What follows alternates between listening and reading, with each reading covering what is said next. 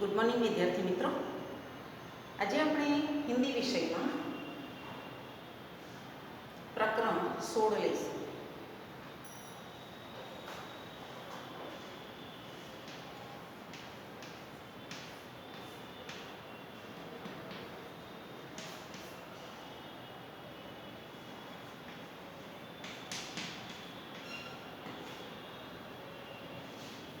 Lecture 1।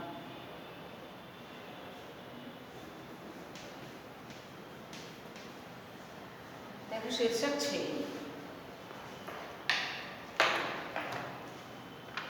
भारतीय संस्कृति में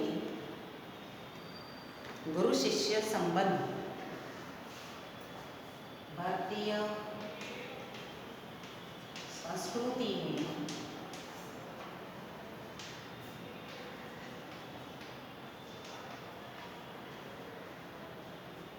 गुरु शिष्य संबंध।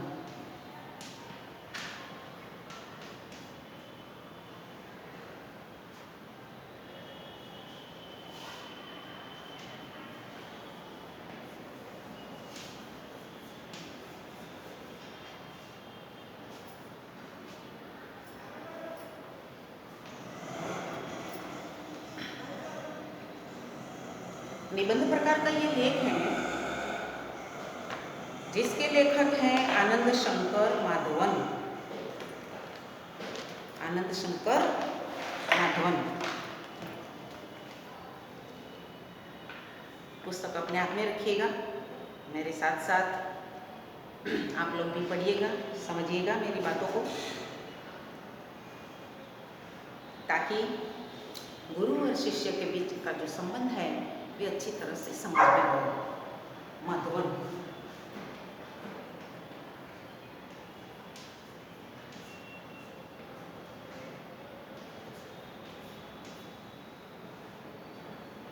थोड़ी बहुत व्याकरण को भी साथ में लेते जाएंगे विद्यार्थी मित्रों।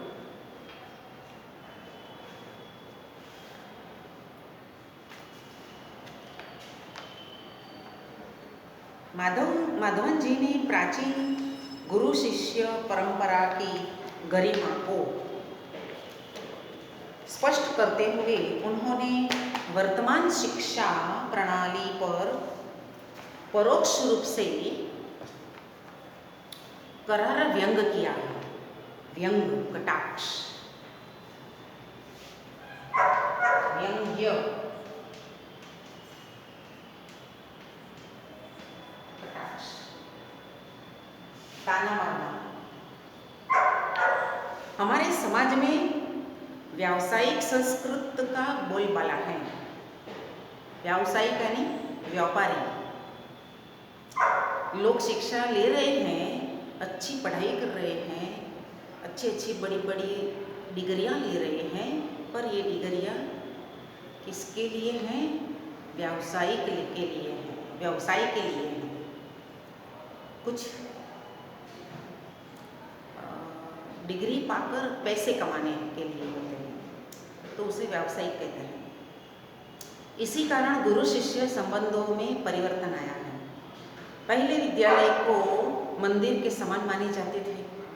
शिक्षा देना एक आध्यात्मिक अनुष्ठान था, परम सुख प्राप्ति का एक माध्यम था। उस जमाने में शिक्षा देकर पैसे देकर नहीं खरीदी जाती। क्या आज वैसी स्थिति है?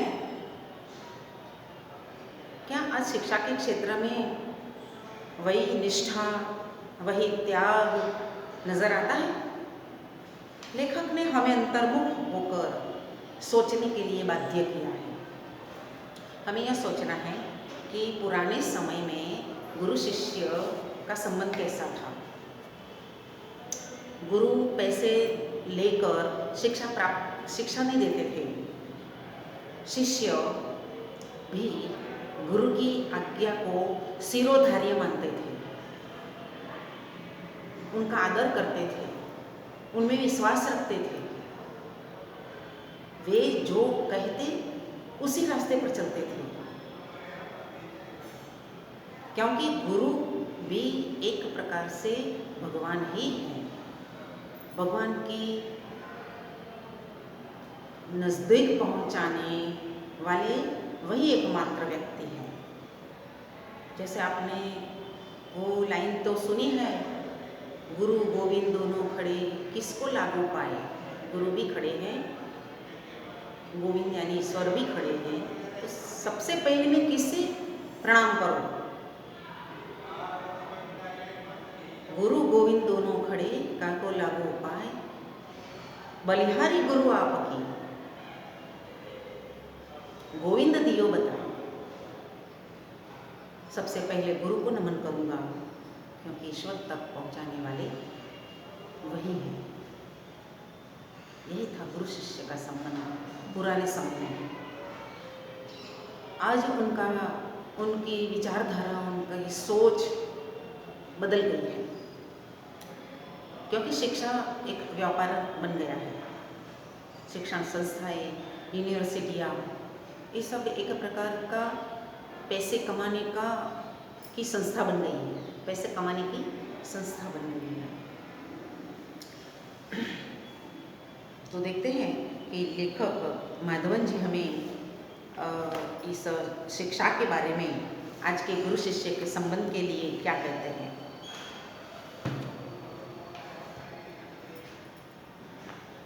यहाँ पर कई व्याकरण के शब्द हैं, जैसे विशेषण। तो विशेषता बताने वाले, विशेषण किसे कहते हैं? विशेषता बताने वाले शब्द को विशेषण कहते हैं। शब्द की, जो शब्द आपको दिया जाता है, उस शब्द की विशेषता बताने वाले शब्द को विशेषण कहते हैं। जैसे यहाँ पर पहला शब्द है समाज, विशेषण समाज, तो उसका विशेषण है सामाजिक।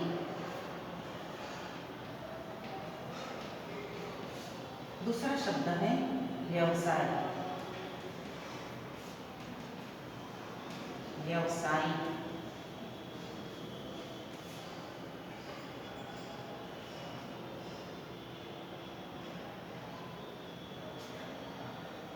संबंध,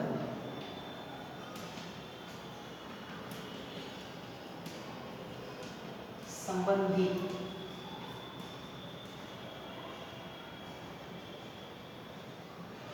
आध्यात्मिक,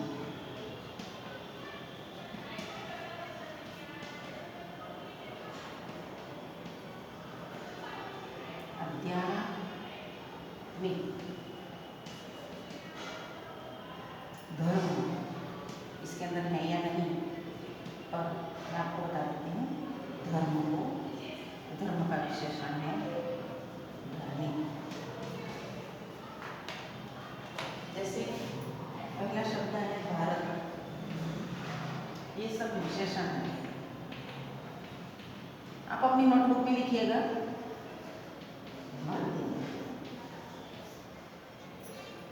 इसके पीछे भी, शब्द के पीछे पूर्ण विराम होना जरूरी है, ठीक है। फिर माध्यम,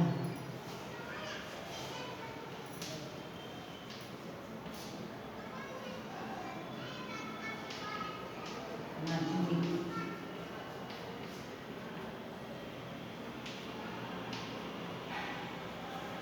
हमारे समाज में व्यावसायिक संस्कृति की बोलबाला है। शिक्षा देना आध्यात्मिक अनुष्ठान था। अनुष्ठान यानी धर्म। वह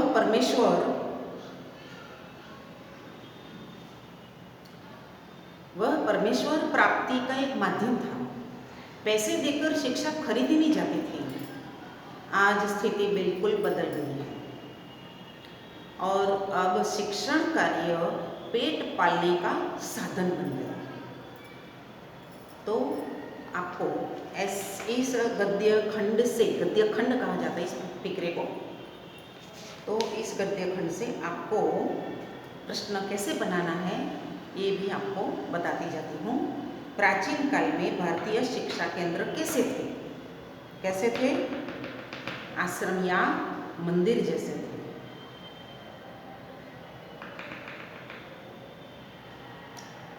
बराबर है ना? ठीक है। शिक्षा देना कैसा अनुष्ठान माना जाता था? आध्यात्मिक अनुष्ठान माना जाता था।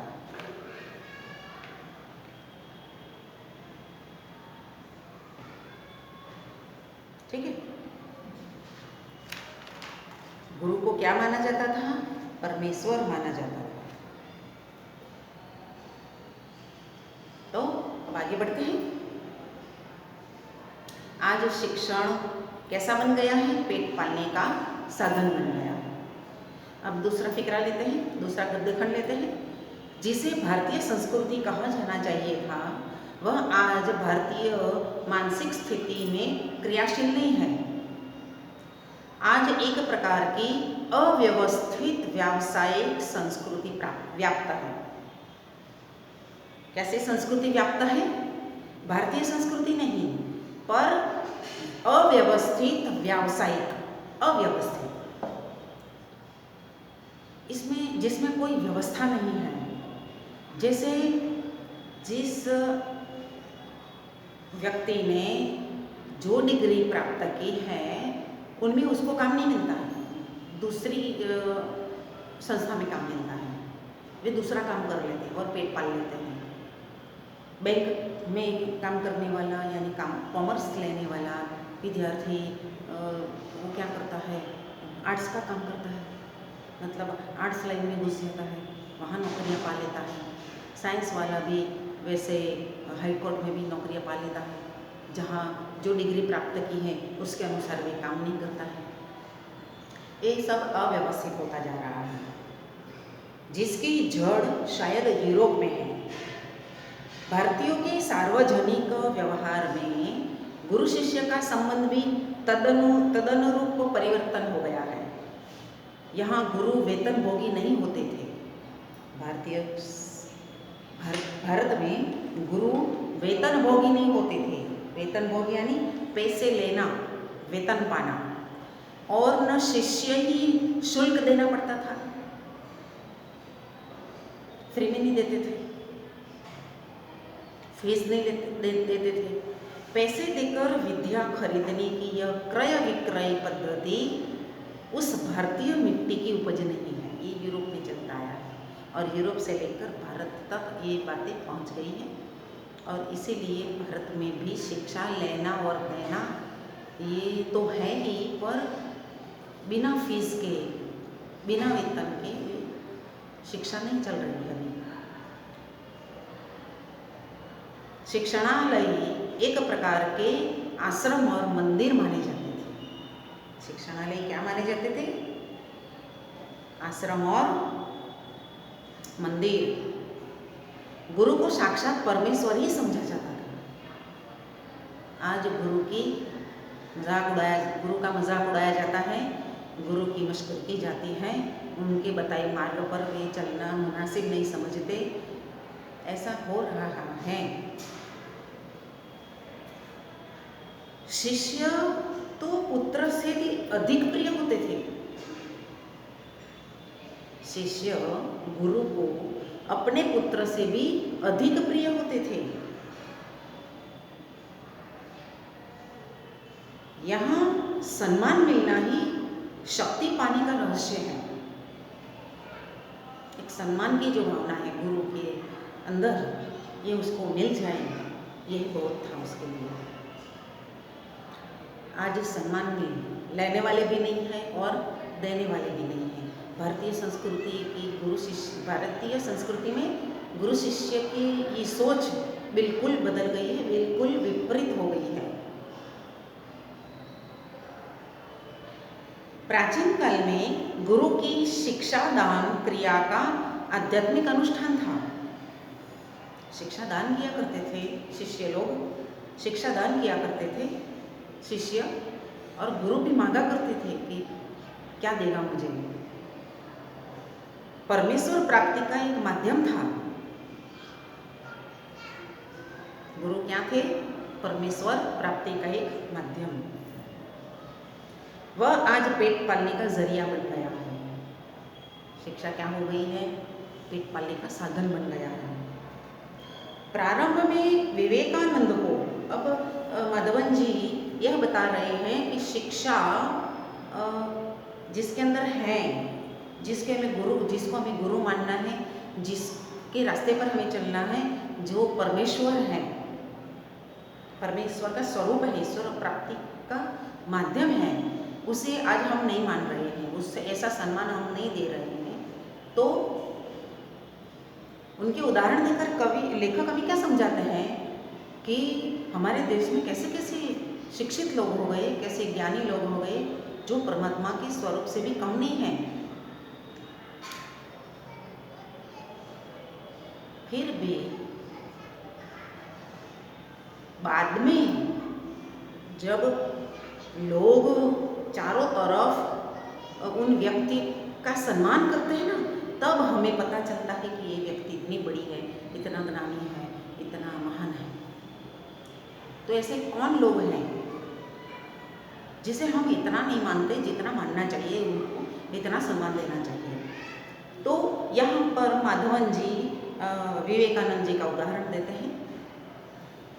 वे कहते हैं, प्रारंभ में विवेकानंद को भारत में महत्वपूर्ण स्थान प्राप्त नहीं हुआ था। पहले ऐसे कोई नहीं जानता था कि विवेकानंद कौन है, कैसे हैं, कितने ज्ञानी हैं। उनके आसपास रहने वाले ज्ञान, उनके अंदर के ज्ञान को पहचान नहीं पा रहे थे। जैसे हमारी ये मानसिकता है कि हमारे बीच ऐसे कोई विवेकानंद जी हैं, तो कोई लोग उसका सम्मान करते हैं और कोई लोग उसको बुद्धू भी मानते हैं। जाने दो, ऐसा नहीं है, क्योंकि हमारी मूल्यांकन दृष्टि है ना, वे सबसे पहले व्यक्ति के अंदर की बुराइयों को खोजते हैं, उनके अंदर रही हुई ज्ञान को नहीं समझ पाते। समझने के बावजूद भी उनके अंदर से खामियां ढूंढते हैं, त्रुटियां ढूंढते हैं, तभी जाकर उस व्यक्ति के ज्ञान को हम दबाने लगते हैं। उनका ज्ञान बाहर नहीं आता। ये ज्ञान कहीं पर खुलता है, वहाँ से उसको सम्मान मिलता है, तब जाकर हम उसका सम्मान करते हैं। ये मानसिकता हमारी गलत है। तो विवेकानंद हमारे देश के थे, ज्ञानी व्यक्ति थे, फिर भी हमने उसका ज्ञान को नहीं पहचाना। और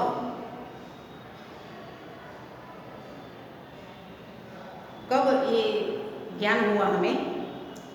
विवेकानंद को भारत में महत्वपूर्ण स्थान नहीं मिला, पर उन्होंने अमेरिकन नाम कमाया। अमेरिका जाकर उनको जो सम्मान मिला, तो भारतवासी मालाएं लेकर स्वागत करने दौड़े। तो क्या हम इतने बुद्धू हैं कि हम अपने देश के ज्ञानी व्यक्ति को नहीं पहचानते, उनकी महानता को नहीं समझते। बाहर के लोग समझते हैं, उनको सम्मान देते हैं, तब हम उनको सम्मान देते हैं। आखिर ऐसा क्यों? भारतवासी दौड़े मालाएं लेकर। रविंद्रनाथ ठाकुर को भी नोबेल पुरस्कार मिला, तब बंगाली लोग दौड़े आए यह राग अलापते हुए, अमर देर ठाकुर, अमर देर ठाकुर। ये हमारी जात का है, हमारी जात का है, ये हमारे लोग हैं, बंगाली है। कब ज्ञान हुआ भारतीयों को? जब उनको नोबेल पुरस्कार मिला, तब तक अपने साथ, अपने बीच में रहते हुए भी उनको कोई सम्मान नहीं मिला। ये हमारी मानसिकता। हम किसी के ज्ञान को महत्व नहीं देते, किसी के ज्ञान को महत्व नहीं देते, और हमारे अंदर ऐसा एक अहम है कि मुझसे बढ़कर कोई नहीं है, मैं ही ज्ञानी हूँ। दक्षिण भारत में कुछ समय पहले तक भरतनाट्यम को और कथकली नृत्य को कोई पूछता भी नहीं था,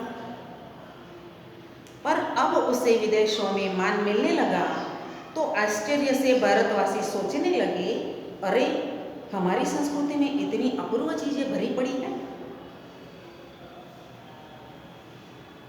ये हमारी विशेषता है, हम भारतीयों की विशेषता है कि हम अपने देश में, देश की जमीन को, अपने देश की फसल को, अपने देश के लोगों को, अपने देश के दिमाग को नहीं पहचानते। ये हमारी मानसिकता है। वहाँ के लोगों को अपनी खूबसूरती ही, यहाँ के लोगों को अपनी खूबसूरती नजर नहीं आती। जैसे हम भारतीय काले माने जाते हैं और यूरोपियन सफ़ेद माने जाते हैं, वाइट माने जाते हैं, चमड़ी से वे बड़े अच्छे लोग दिखते हैं और हम चमड़ी से काले दिखते हैं। और हमारे अंदर की जो बातें हैं उनकी कद्र नहीं होती। ऊपर की चमड़ी को ऊपर की चमड़ी को की कद्र करने वालों की मानसिकता है कि वाइट होना अच्छा है, उनकी कद्र करते हैं लोग। हमारे देश में जो खूबसूरती है, जमीन से लेकर मनुष्य तक की, प्राणियों की, पशुओं की, पक्षियों की, पहाड़ों की, नदियाँ, तालाब, तरह तरह की चीज़ें हमारे देश में, ऋतुएं, ये भी तो है। ये खूबसूरती नजर नहीं आती, मगर पराये के सौंदर्य को देखकर मोहित हो जाते हैं। हम लोग कितने पराये चीज़ों को और पराये लोगों को कितना महत्व देते हैं। अगर यहाँ पर कोई विदेशी आ जाते हैं हमारे स्कूल में, हमारे बीच, तो हम लोग उनको देखकर इतने इम्प्रेस हो जाते हैं जैसे हम तो कुछ नहीं है उनके आगे। ये उनका प्रभाव है, हमारे अंदर ऐसा कोई प्रभाव नहीं है, और है भी तो कोई पूछता भी नहीं है। तो हम क्या करते हैं, पराये लोगों को और उनकी चीज़ों को देखकर मोहित हो जाते हैं। जिस देश में ज्ञान पाने के लिए मैक्स मुलर के जीवन भर प्रार्थना की, हमारे देश में ज्ञान पाने के लिए मैक्स मुलर ने जीवन भर प्रार्थना की कि उस देश के निवासी आज जर्मनी और विलायत जाना स्वर्ग जैसा अनुभव करते हैं। जैसे आप हमारे देश में क्या है कि कहाँ जाना है, अमेरिका जाना है, कनाडा जाना है, ऑस्ट्रेलिया जाना है। मैं तो यहाँ रहने वाला ही नहीं हूँ, मैं तो विदेश में ही जाने वाला हूँ, वहाँ जाकर पढ़ूँगा, वहाँ जाकर काम करूँगा, पैसे कमाऊँगा। और जो विदेश जाता है उन पर हम इतने इम्प्रेस हो जाते हैं कि ये तो ऑस्ट्रेलिया जाने वाला है या ऑस्ट्रेलिया से आया है। पर हमारे देश में मैक्स मुलर जीवन भर प्रार्थना करते रहे कि इसी देश में, भारत देश में मुझे शिक्षा पानी है, यहाँ पर रहना है। ऐसे लोगों को प्राचीन गुरु शिष्य संबंध की महिमा सुनाना गधे को गणित सिखाने जैसा व्यर्थ प्रयास ही हो सकता है। जो लोग विदेश को ज़्यादा महत्व देते हैं, उनके लोगों को ज़्यादा महत्व देते हैं, वहाँ जाना अच्छा समझते हैं, हमारे देश का कोई मूल्य नहीं करते हैं, हमारे देश की चीज़ों का, हमारे देश की शिक्षा का कोई उसको कद्र नहीं है। ऐसे लोगों को लेखक क्या कहते हैं, गधे को गणित सिखाने के बराबर है। गधे को गणित सिखाया नहीं जाता, सिखाने पर भी वे गधा ही रहता है। जैसे आप विद्यार्थियों में भी कई लोग ऐसे हैं जिनको गणित की किताब दिल दिमाग में नहीं बैठती, वो गधे के समान होता है। बुरा मत मानिए, पर आप इतने गधे नहीं हैं, इतने अच्छे लोग हैं कि आप गणित सीख सकते हैं। सीखना आपको चाह होनी चाहिए। तो मुहावरा है, लिख लीजिए, गधे को गणित सिखाना। गधे को गणित सिखाना।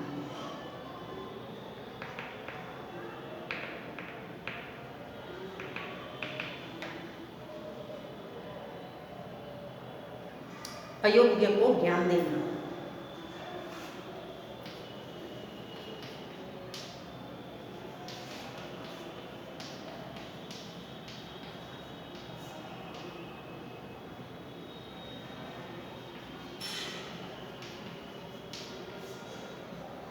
इसका है मतलब है अयोग्य व्यक्ति को ज्ञान देना।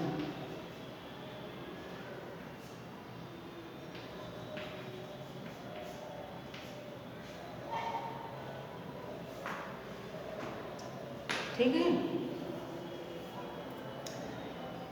तो यहाँ तक हम 3 गद्य खंड पढ़े, चर्चा की। आपको ये बात तो समझ में आ गई कि हम अपने ही देश में अपने ही लोगों की कद्र नहीं करते, उसका मूल्य नहीं करते। साथ साथ मैं आपको कुछ प्रश्न बताती हूँ। प्राचीन समय में विद्यालय किसके समान माने जाते थे? ये प्रश्न ही आप बना सकते हैं। मंदिर या आश्रम के समान। शिक्षा देना कैसा अनुष्ठान माना जाता था? आध्यात्मिक अनुष्ठान माना जाता था। आज की व्यावसायिक संस्कृति की जड़ें कहाँ पर है? आज की व्यावसायिक संस्कृति की जड़ें यूरोप में है। बाद में जो प्रश्न बना सकते हैं, गुरु को क्या माना जाता था? परमेश्वर माना जाता था। हमारे देश में ज्ञान पाने के लिए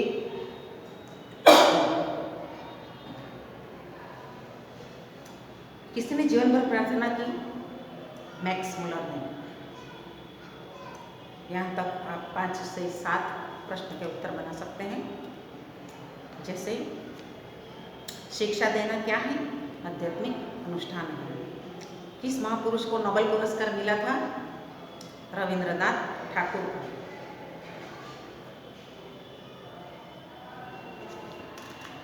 भारतवासी माला लेकर किसका स्वागत करने पहुंचे?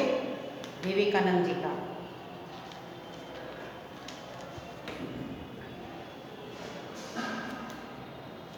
ऐसे आप प्रश्न बना सकते हैं।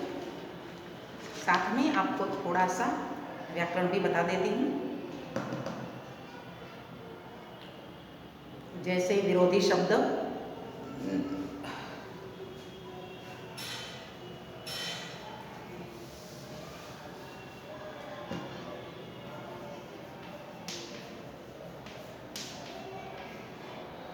दूसरा शब्द उसका है विलोम।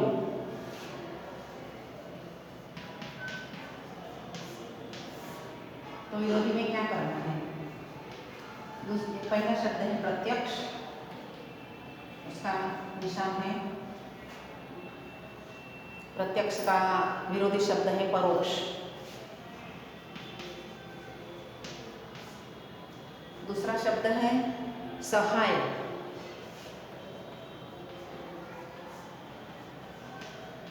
असहाय।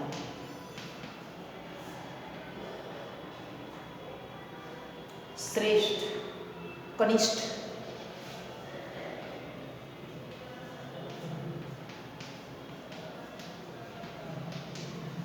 अनिष्ट। रोगी, निरोगी।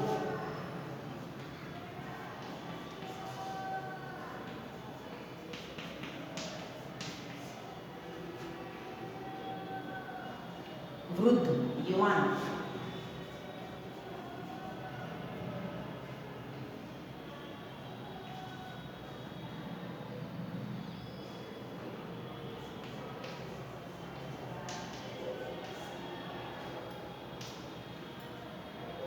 आरंभ, अंत।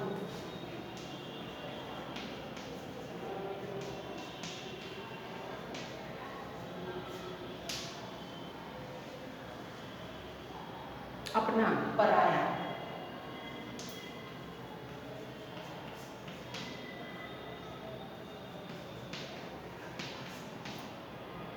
ठीक है।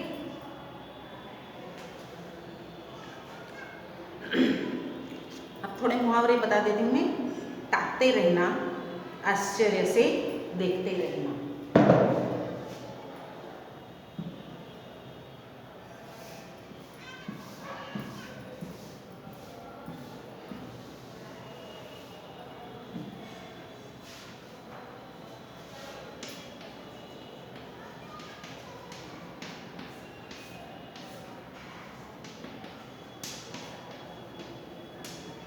ताकते रहना, देखते रहना। दूसरा मुहावरा है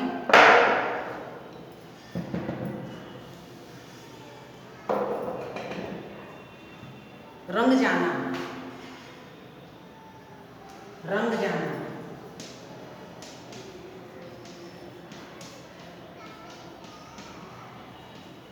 गहरा प्रभाव पड़ना,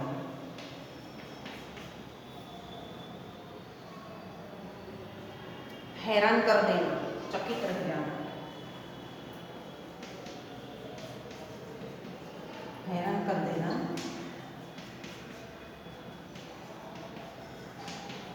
चकित रह जाना।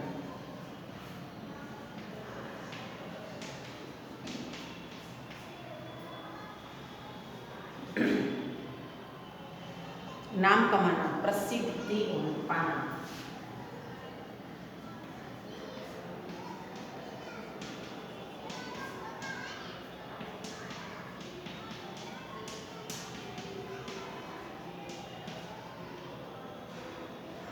प्रसिद्धि पाना। यहाँ तक आपको छोड़ देती हूँ। बाद में दूसरे लेक्चर में हम लोग शब्द समूह के लिए एक शब्द, भाववाचक और शुद्ध अशुद्ध वाक्य लेंगे। नमस्कार विद्यार्थी मित्रों।